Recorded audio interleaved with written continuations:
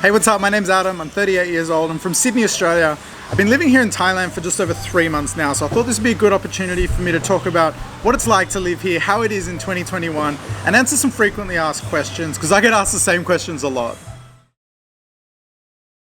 So why Thailand? Look, I love this country. The first time I came here was back in 2010, and this is now my 7th time visiting here. So I only ever came here on holidays before, so this is my first time actually living here.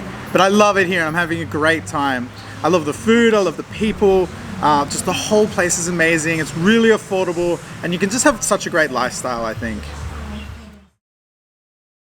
So right now I'm in Chiang Mai. I've kind of been all over the place. So I started off in Bangkok, did my quarantine there, and then I've moved around from a couple of Airbnbs and found an apartment that I liked and moved into a place there. So I was starting to get settled there, set up my apartment, I got a contract and everything. And then Bangkok became a dark red zone for with what's happening here at the moment. So I then moved from here. I went to Pattaya for a few weeks, and I was only actually planning to spend a few days there, but I ended up spending about 3 weeks there. I was just living out of a hotel.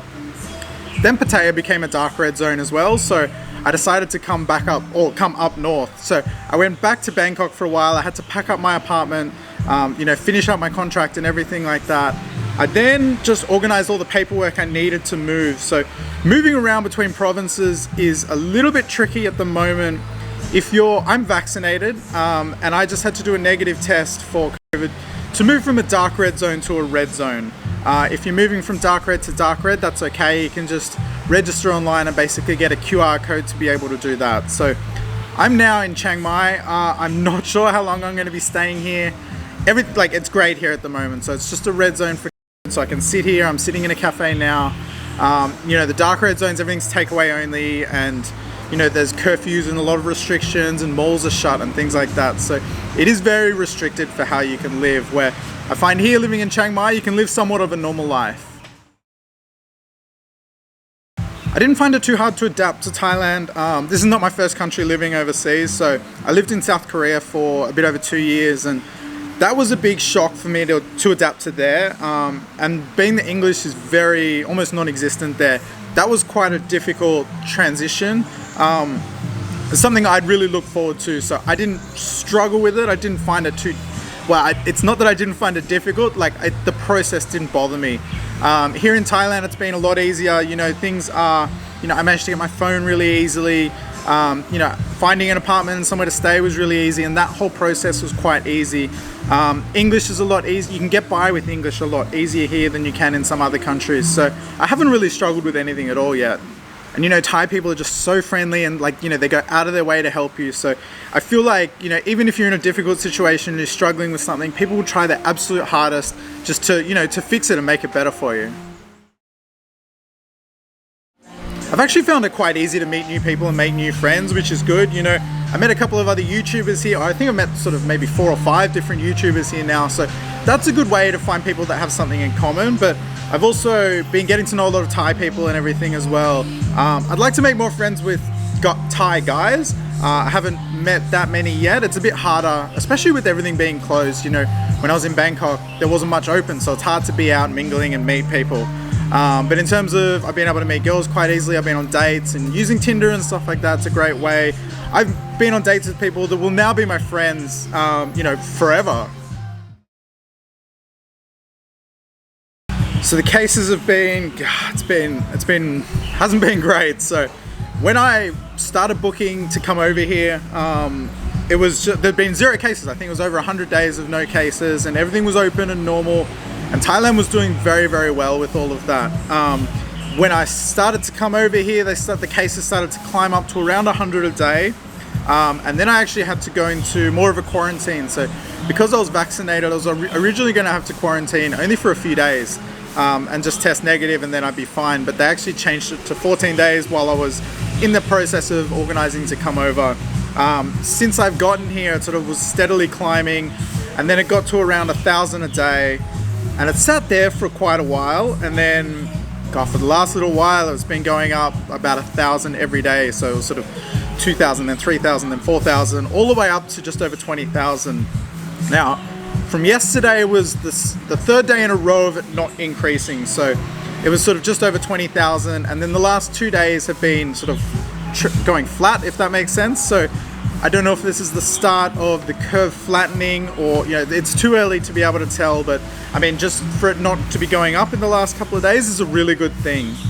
So living with the restrictions, I mean, look, there's restrictions everywhere in the world, right? So the way I look at it is I would much rather be here in lockdown than I'm from Sydney. Sydney's in lockdown at the moment as well, and it's winter there. So I would much rather be here in lockdown than in Sydney in lockdown. But that's going to be different for everyone. I'm here to live. I'm not here for a holiday. So, if you're here for a holiday and you're in lockdown, that's maybe not ideal. But, for me, I can be patient with it. I've been able to move around from province to province and sort of escaping the restrictions in a sense. Of course I'm abiding by all the rules and everything we have to do, but the main reason I came here to Chiang Mai is because it's not as bad here and the restrictions aren't as much. I can sit down in a cafe or a restaurant and it doesn't affect your life too much. So that being said, even when I was in Bangkok, I mean, it wasn't ideal, but I mean, you just gotta do what we gotta do, I guess. That's a really good question. I mean, I get asked this a lot, would I still come had I have known that this is how it's going to be? And the answer is yes, absolutely, 100%. Would I have come if I was just coming here for a holiday? Maybe not. But, but that being said, like, I've never felt restricted or never felt like I'm not having fun, When I came back to Bangkok for the week before I came here, I was at home a lot and I was quite isolated because I was busy planning everything to come here, so that was okay. But if you were stuck in your house all the time, in your apartment or whatever, that's not an ideal situation. But look, I'm here now. I'm having a great time in Chiang Mai. I've been able to do like normal things. Today I rented a bike and went up riding through the mountains, and I've been to provinces and, hanging out with people. I've been on dates and I can, go to cafes and restaurants. I really love eating out. That's a big part of what I enjoy doing. It's something I look forward to every day. So being able to do that here is definitely a real positive for me.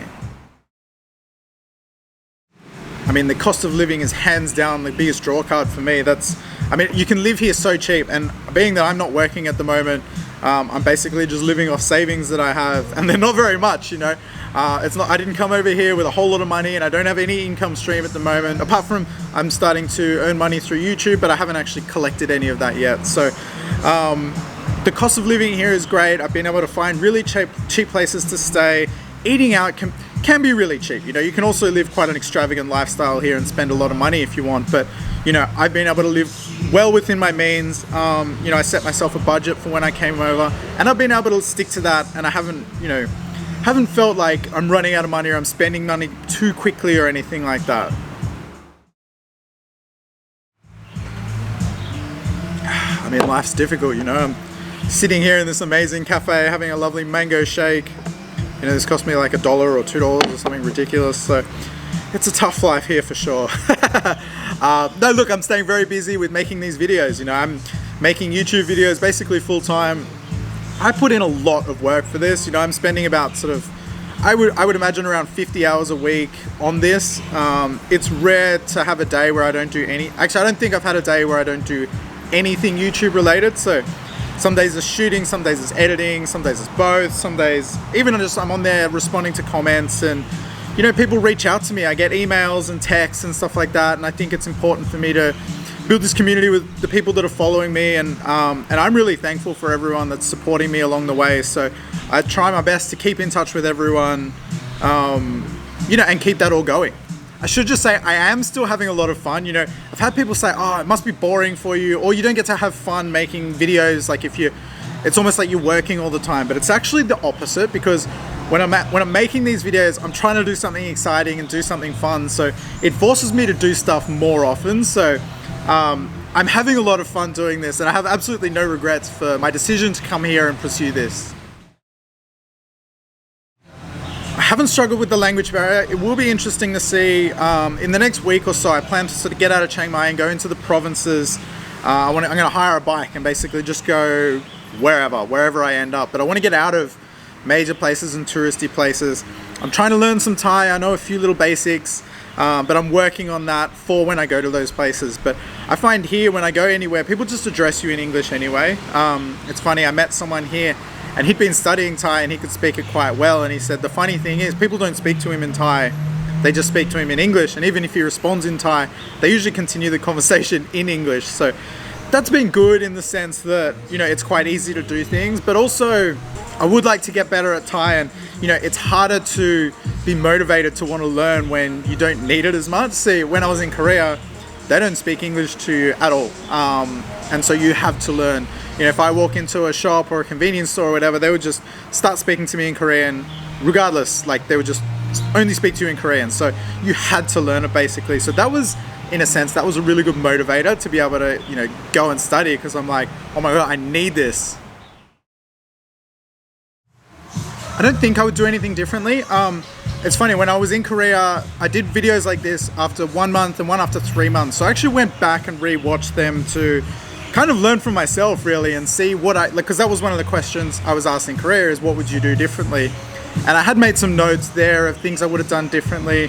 When I was there, I spent a lot of money at the beginning. I sort of treated it like a holiday, and I was in a rush to get so much done. So that was the main thing I learned from that. So this time I was a lot more patient with it, and you know, not in as much of a rush to do the things I have been doing. So I don't think I would do anything differently. I think I approach this very carefully.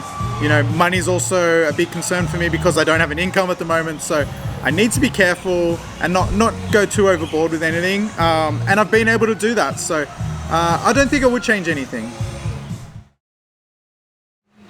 Well, much more of the same really. I plan to just keep traveling and doing this. I'm having a great time. I'm having success on this channel. It's only small success now, but you know, I'm growing really well. I'm building a new audience and everything's going really well. So yeah, just keep on doing what I'm doing. I plan to live here for quite a while. I do enjoy it. I'm having the time of my life really. I want to make another one of these videos. I'll probably do it again in a couple of days. It'll be slightly different. It'll be more frequently asked questions about me. So if you're a regular viewer, I've had a few people, you know, ask me more personal questions. So when I'm about to reach 5,000 subscribers. I'm at like 4.8 thousand at the moment. So it'd probably be about 2 days until I do that.